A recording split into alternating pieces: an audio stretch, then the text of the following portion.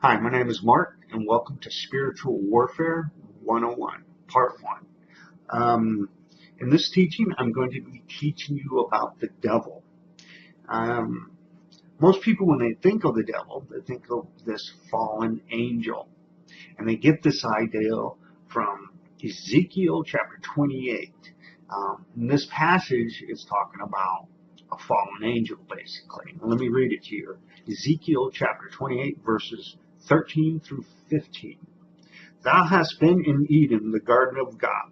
Every precious stone was thy covering, the sardius, topaz, and the diamond, the beryl, the onyx, and the jasper, the sapphire, the emerald, and the carbuncle, and gold. The workmanship of thy tabrets and of thy pipes was prepared in thee in the day that thou wast created. Thou art the anointed cherub that covereth. I have set thee so. Thou wast upon the holy mountain of God. Thou hast walked up and down in the midst of the stones of fire. Thou wast perfect in thy ways from the day that thou wast created, till iniquity was found in thee. So basically, from this passage in the Bible, plus Jewish mysticism and whatnot, a lot of people think that the devil, or Lucifer, Satan, is this fallen angel. All right, let's talk a little bit about fallen angels in the Bible.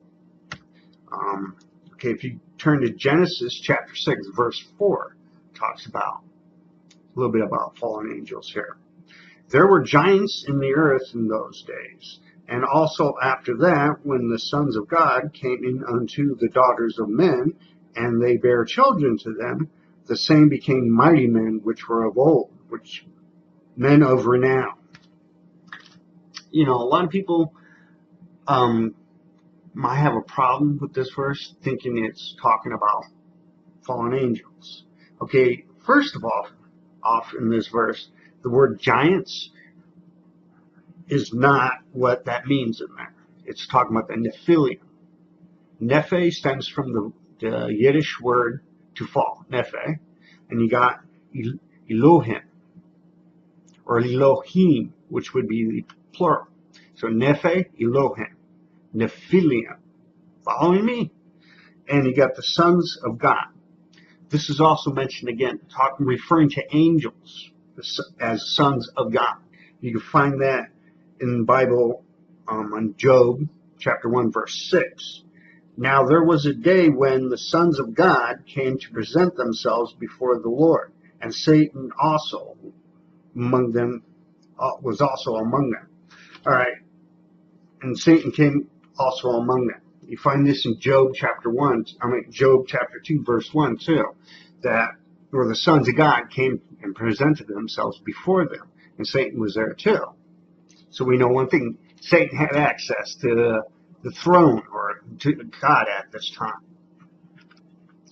Not only this, keeping this in mind about fallen angels and Satan and all that, one thing I want to stress to you is Adam was called the Son of God too. You can find that in Luke chapter 3, verse 38, that Adam being called the Son of God. Not only was Adam called the Son of God, when he was created, he was given dominion over earth. I'm going to read Genesis chapter 1, verse 26. And God said, let us make man in our image, after our likeness, and let them have dominion over the fish of the sea, and over the fowl of the air, and over the cattle, and over every creepeth thing that creepeth upon the earth.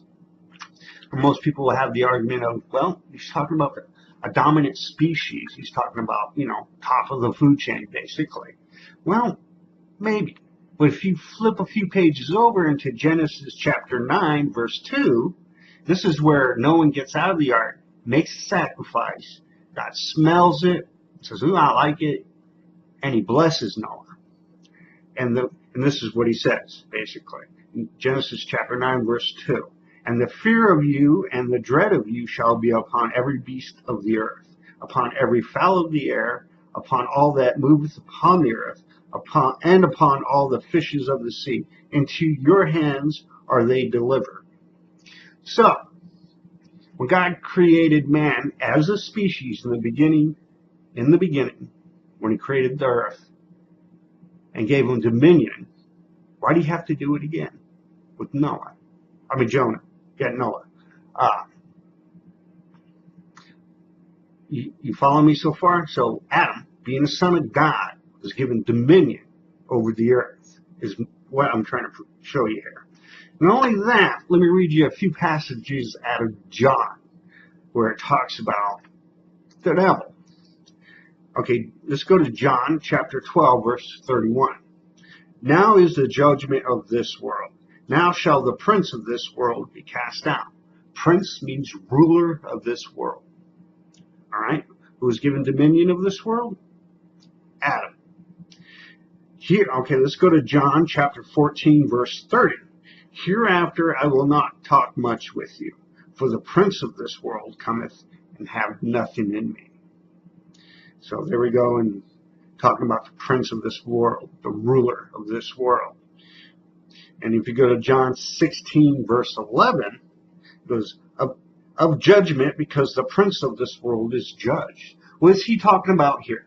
Okay, when Jesus was here on the earth, he said, I saw Satan being cast out like a lightning of heaven.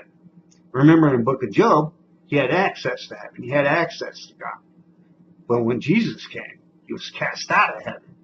And if you read, if you go to the book of Revelations, chapter 12, verse 10, and I heard a loud voice saying in heaven, now is come salvation and strength and the kingdom of our God and the power of his Christ. For the accuser of our brethren is cast out, which accused them before our God day and night. Who is he talking about there? Devil. All right, if you take the word devil, we get it from the Latin word diablo or diablos, which means accuser. All right, having said that, let's go to Isaiah. Isaiah chapter 14, where it's talking about Lucifer. This is another famous passage in the Bible about talking about the devil. All right, and this is at Isaiah chapter 14. Let's read verses 12 through 14. How art thou fallen from heaven, O Lucifer, son of the morning? How art thou cut down to the ground, which didst weaken the nations? For thou hast said in thy heart, I will ascend into heaven. I will exalt my throne above the stars of God.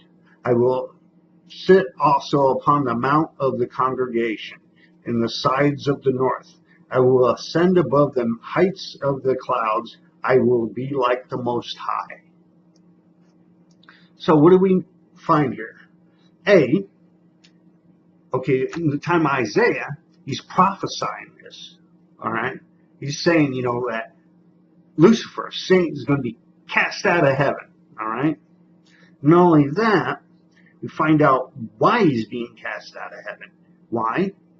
Because he wanted to be like God. You understand?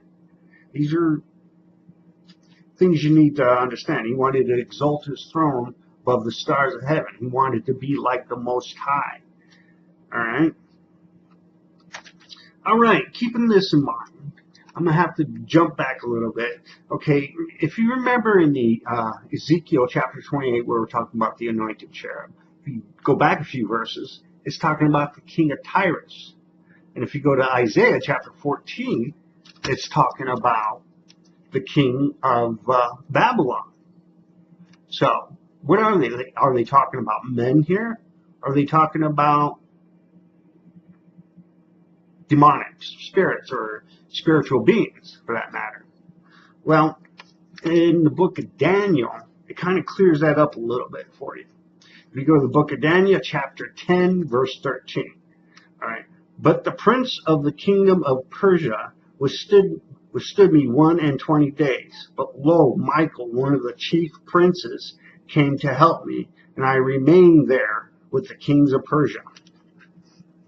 So this is, okay, first of all, you need to know about this passage is, okay, This is a messenger being sent to Daniel.